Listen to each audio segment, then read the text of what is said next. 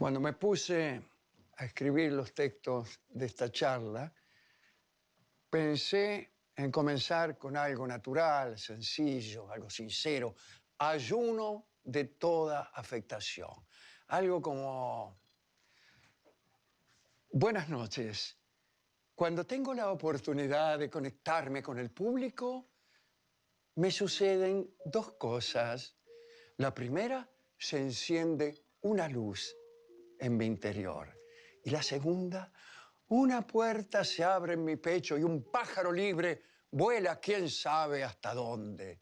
Y entonces, le juro, la angustia desaparece como por arte de magia. Es una porquería, es una porquería, una porquería. Me puse a pensar y cuanto más pensaba, más me preocupaba.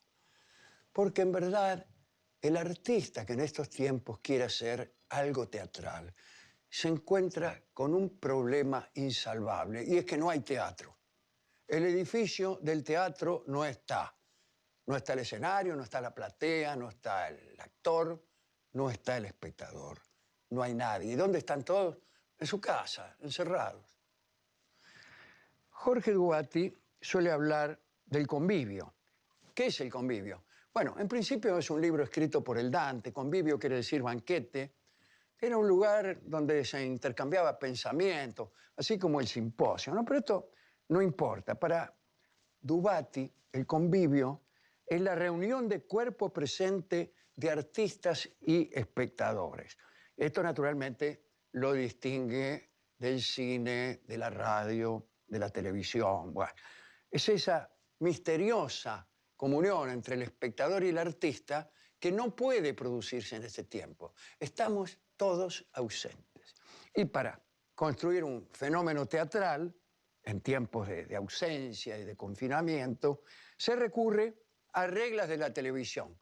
Una televisión que en la pandemia también ha perdido herramientas.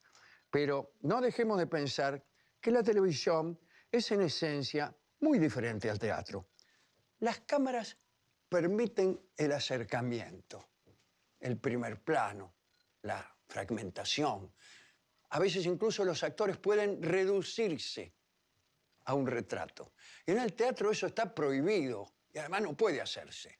Cuando uno va a ver a Pompeyo Odiver, lo ve, está todo el cuerpo, está entero Odiver. Y no es posible ver la cabeza de Pompeyo separada de su cuerpo y aumentada en su tamaño drásticamente. Eso no se puede. Otra cosa que no se puede hacer ahora, en estos tiempos, es tocarse. Está prohibido tocarse, que los actores se toquen. De manera que falta el cuerpo, lo principal en el teatro. No se puede poner el cuerpo. Cuando aparecen actores secundarios, Dios mío, todo es peor, porque aparecen bajo la forma de cabezas solas que navegan como si fueran zapallos. En general están muy mal iluminadas, no se entiende lo que dicen y a veces quedan suspendidas en el tiempo en un gesto absurdo. Bueno, en realidad cabe pensar en el distanciamiento, esa forma teatral creada por Bertolt Brecht. Él lo hacía para espantar la catarsis. Trataba de que el público no se identificara con los personajes porque los quería en una lejanía propicia para el pensamiento crítico. Buscaba una manera de interpretar que volviera llamativo lo corriente, asombroso lo acostumbrado, y lo que parecía natural, bueno, que fuera reconocido como artificial. Las técnicas utilizadas para este asunto eran varias. Por ejemplo, los actores se dirigían directamente a la platea. Había carteles que anticipaban lo que iba a suceder, ¿no es cierto? Bueno, canciones, locutores, etc. Pero aquí me pregunto, ¿no será que en las formas de comunicación que estamos usando en este mismo momento ya hay un efecto de distanciamiento? Después de todo, nos están viendo a través de una pantalla, nosotros estamos encerrados, habitamos espacios impenetrables. Y el mundo que nos rodea ha vuelto llamativo lo corriente y asombroso. lo acostumbrado. Los protagonistas de estas formas de emergencia también son asombrosos por mucho que pretendan no serlo. Se conectan, por empezar, de un modo imperfecto, dilatorio, complejo y violador de los principios de tiempo y espacio. Y te hablan como si te tuvieran enfrente. Hacen fuerza, mira vos, hacen fuerza para que creas lo que ya debería estar creído. Por ejemplo, el actor está en su casa y enfatiza que está en su casa. ¿Cómo lo hace? Bueno, toma un mate, agarra un mate y empieza, aquí estoy, amigos, en mi casa, tomando mate y tomo mate. O si no, agarra una botella de vino y se sirve, ¿no? Un ricino imposible debe ser aquel vino, pero el tipo lo toma como si fuera anda a saber qué. Bueno, después por ahí vienen mal vestidos, se sientan con la silla al revés, con el respaldo para adelante. ¿Qué pasa entonces? ¿Qué hago con eso? ¿Me lo creo o no me lo creo? ¿O desconfío? Cuando yo era chico, los hombres de radio de mi infancia hablaban con la audiencia como si estuvieran viéndola. Señora, ¿quiere encerar los pisos de su casa? Cera perfumada la rosa los deja relucientes. Y no había una señora escuchando, estaba yo escuchando, que no tenía ningún interés en encerar los pisos. Y hoy, tantos años después, aparecen periodistas, incluso de la televisión, que te interpelan, te dicen, a usted le estoy hablando, señor, a usted que está preocupado por la educación de sus hijos. Y por ahí el que está escuchando es mi hijo, que no está preocupado en absoluto por su educación y por nada que yo sepa entender. Bueno, todas esas cosas pensaba. Y estaba tan cansado que me empezó a parecer que el texto que había escrito no estaba tan mal. Y lo recité varias veces. Buenas noches, cuando tengo la oportunidad de conectarme con el público, siento dos cosas. La primera, que una luz se enciende en mi interior. Y la segunda, que una puerta se abre en mi pecho y sale volando un pájaro libre, andá a saber dónde. Y entonces la angustia desaparece como por arte de magia. De pronto escuché una voz. ¡Basta, señor! ¡Eso es espantoso! ¿Qué sé yo? Y pude ver, en un sillón que es ese que está ahí, sillón que hay, el fantasma doliente del artista antes llamado Gillespie. Mire cómo me pongo, estoy asustado ahora, calcule en ese momento.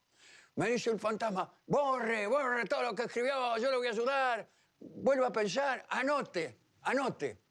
Y anoté lo que él dijo. ¿Verdad que en unos papelitos, aquí los puse. Mirá, dice, no se ve nada. Dice lo siguiente, dice, figuras condenadas a estar siempre en un lugar. Personas que pierden parte de su cuerpo. Cotidianeidades que se vuelven asombrosas. Cabezas que andan solas como zapallos con una vela en el medio. Imposibilidad de tocar. ¿A qué se parece todo esto? Y él mismo me contesta, a un mundo de fantasmas. ¿Qué es un fantasma?, preguntaba Joyce. Un hombre que se ha desvanecido hasta ser impalpable por muerte, por ausencia, por cambio de costumbre. Me dice, toda esa realidad que usted acaba de describir genera un código comunicacional, bueno, que en general es muy ineficaz, dice. Y desapareció el tipo. Bueno, imagínese, ¿no? Me vino a la cabeza la figura del médium, me vino a la cabeza, ¿no? Que trata de conectar mundos que están incomunicados. Y ahora pienso también en el actor, desesperado porque ve que no puede atravesar la pared que hay entre él y el público. Solo puede atravesarla volviéndose insustancial, es decir, convirtiéndose en un fantasma. Y aquí estoy yo, preguntándome, ¿qué se puede hacer? Tal vez haya que inventar otro lenguaje. No está mal. Los prisioneros de la cárcel de If, allá en la novela de Dumas, El Conde de Montecristo, Estaban encerrados, pero se comunicaban con golpecitos en la pared. Bueno, a lo mejor hay que ponerse a golpear la pared para ver qué sucede. Y tal vez sea cierto que la poesía perfora las paredes. El fantasma volvió, pero sin entrar del todo, así asomándose a la puerta, y me dice, anote también esto. Y también lo anoté. ¿Dónde tengo las cosas, Dios mío? Acá, me dice, es un error juzgar a las cosas como existentes o inexistentes. En el medio hay un mundo de luces que no están prendidas ni apagadas. Millones de bolitas que no están quietas ni se mueven. Es el mundo de las sombras, de los sueños, de los fantasmas. Y me escribe, discutir la relación entre un cuerpo y la sombra que proyecta es un asunto menos relacionado con la física que con la magia y la poesía. Busque por ahí, dijo el fantasma, ¿no? Y me convenció, me convenció. Hablaremos esta noche de sombras, de fantasmas y de misterios.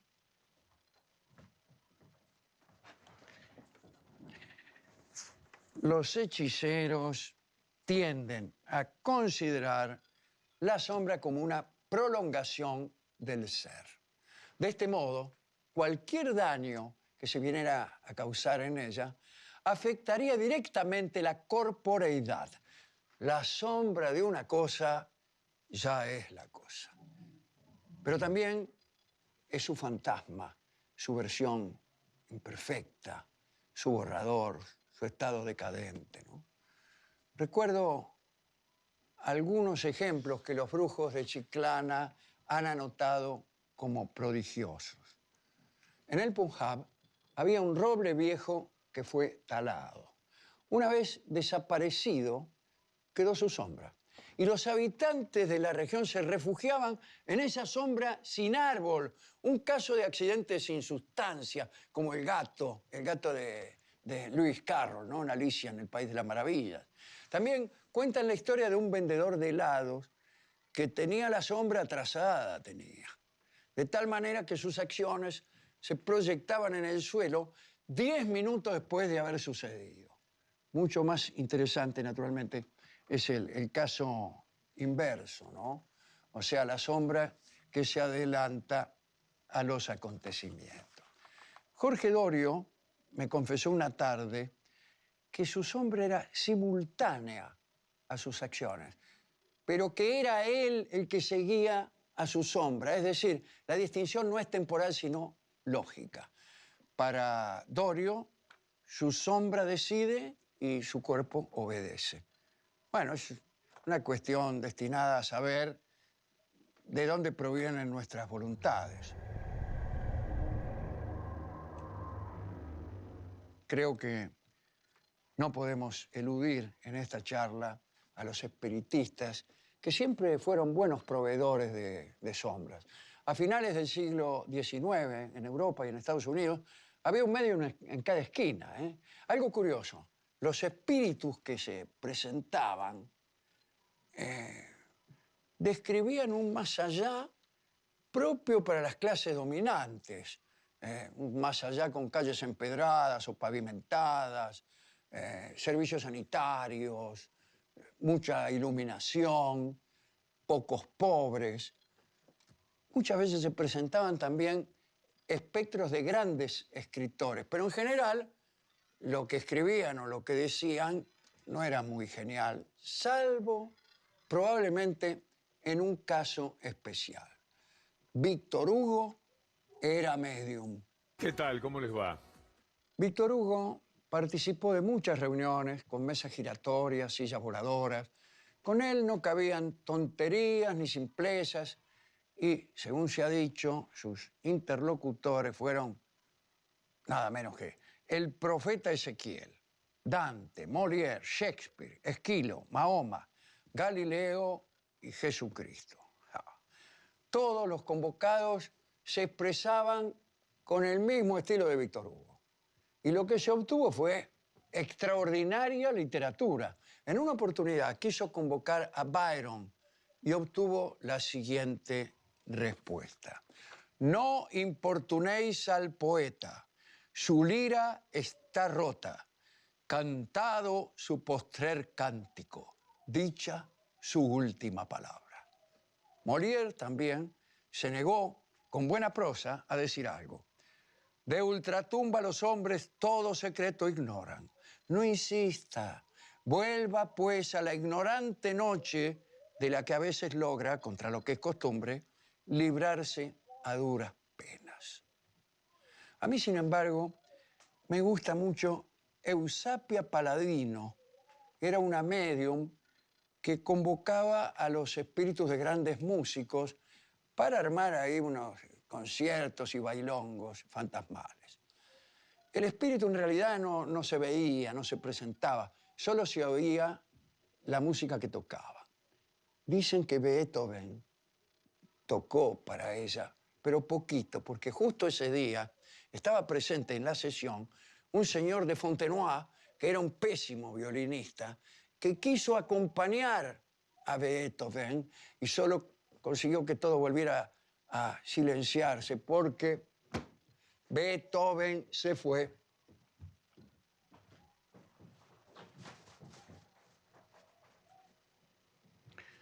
Hace algunos años, el periodista Juan Micheli me entrevistó y quiso saber cómo era mi casa. Empezó a preguntarme cómo eran las sillas, las mesas. Y yo en realidad me negué a contestarle, temiendo que toda la charla, 1 hora y media creo que era, versara sobre sillas, divanes y taburetes. Los programas de edición creyeron que aquella serie de negativas era muy divertida y la repitieron 500.000 veces, ¿no es cierto? Pero bueno, ahora estoy en mi casa y puedo aprovechar para contestarle a Juan Micheli. Les voy a mostrar algunas cosas que hay en casa, las únicas que para mí valen la pena. Por ejemplo, este espejo. Me lo regaló Patricio Barton. Bueno, es bastante ordinario, Patricio Barton. No, el espejo. Sin embargo, Barton me aseguró que permitía ver el pasado y el porvenir. Me dijo también que para lograr revelaciones había que instalarse desnudo frente a él, frente a Patricio Barton, si era posible a la medianoche. Al principio parece que no sucediera nada, pero tal vez la persistencia en exponerse cada noche en un sitio solemne, con la mente preparada, va afinando los sentidos. Más tarde o más temprano, el conocimiento llega.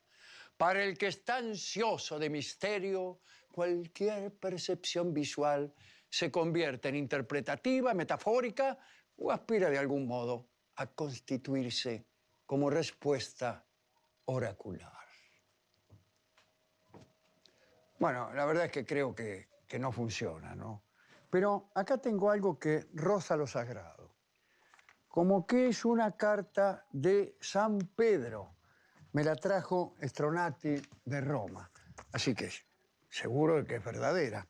Voy a abrirlo con mucho cuidado porque todo esto es muy valioso. Así que vamos a ver.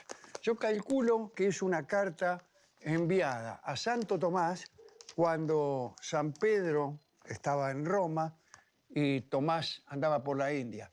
Habla de un milagro, y el milagro también es algo que está entre la luz y la sombra, entre lo que es y lo que no es, entre lo que se percibe y lo que no se percibe. Pero leo la carta de Pedro que todos ustedes están esperando. Dice: el hacedor de milagros se encuentra día tras día con arduas encrucijadas morales que no siempre sabe resolver con acierto.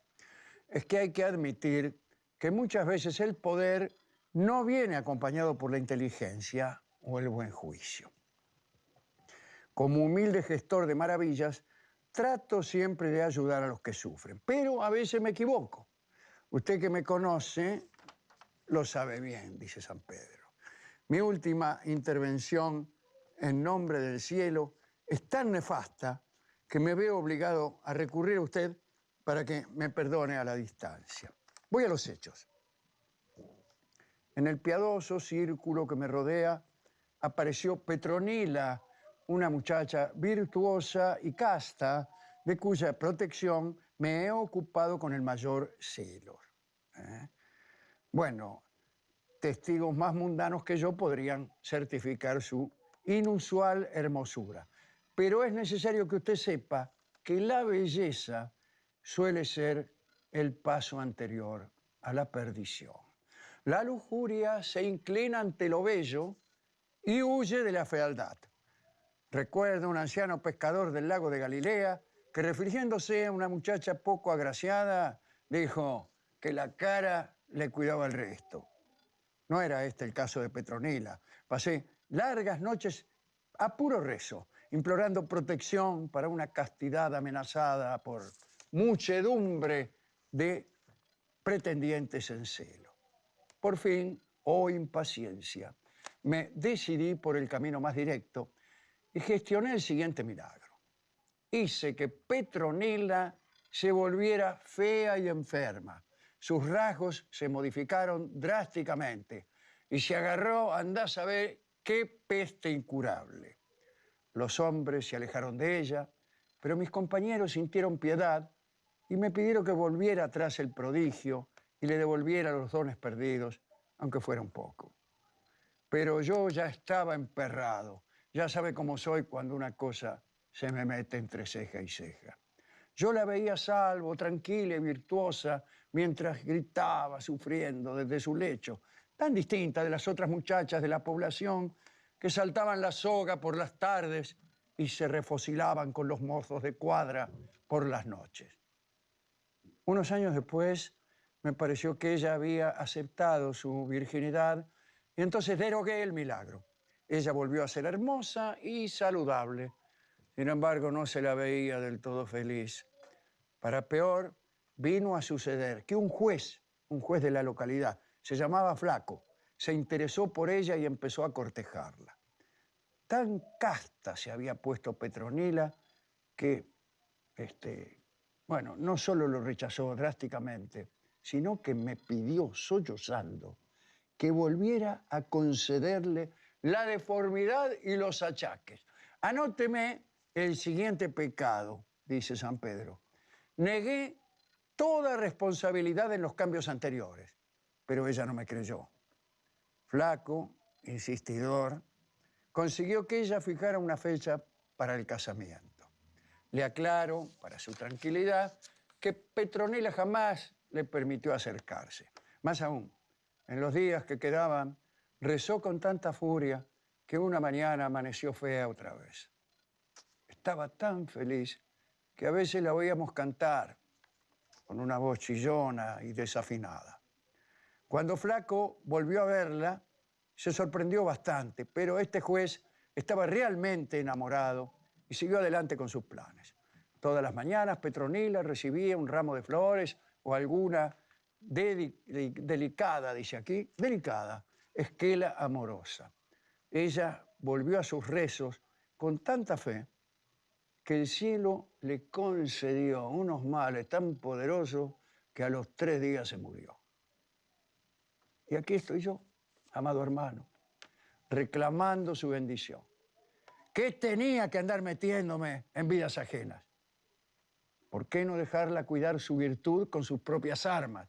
¿Por qué no pensar que se puede ser virtuoso sin ser casto? ¿Por qué diseñar el paraíso según un capricho personal? ¿Qué clase de religión estamos dibujando? Un gran abrazo desde Roma, Simón.